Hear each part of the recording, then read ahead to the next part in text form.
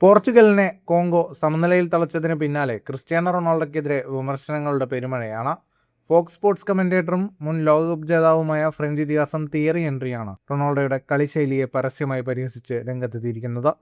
ടീമിനാണ് goal വേണ്ടത്, താങ്കൾക്കല്ല എന്ന ഹെൻറിയുടെ വാക്കുകൾ സോഷ്യൽ മീഡിയയിൽ വലിയ തരംഗമായി കഴിഞ്ഞു.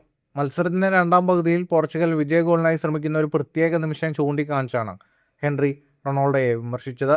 ഫ്രാൻസിസ്കോ കോൺസെയ്സാവോ ബോക്സിലേക്ക് പന്തുമായി മുന്നേറിയപ്പോൾ റൊണാൾഡോ സ്വാർത്ഥനായി സ്വന്തം പേരിൽ ഗോൾ നേടാൻ മാത്രം ശ്രമിച്ചു എന്നാണ് ഹെൻറി പറയുന്നത്.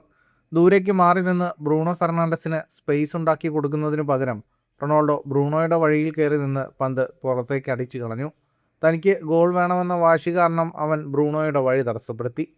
ഇത് ഡിഫൻഡർമാർക്ക് കാര്യങ്ങൾ എളുപ്പമാക്കി, ഹെൻറി തുറന്നടിച്ചു. ഹെൻറി മാത്രമല്ല, DR കോങ്കോയുടെ മിഡ്ഫീൽഡർ എൻഗാലയിൽ മുഗാവുവും റൊണാൾഡോയെ പരിഹസിച്ചു. റൊണാൾഡോ പഴയതുപോലെയല്ല, അയാൾക്കിപ്പോൾ പ്രായമായി, വേഗത കുറഞ്ഞു എന്നാണ് കോങ്കോ താരം പറഞ്ഞത്. ഫുട്ബോൾ ലോകത്തെ കൂടുതൽ വാർത്തകൾക്കും വിശേഷങ്ങൾക്കുമായി സ്പോർട്സ് കഫേ സബ്സ്ക്രൈബ് ചെയ്യുക.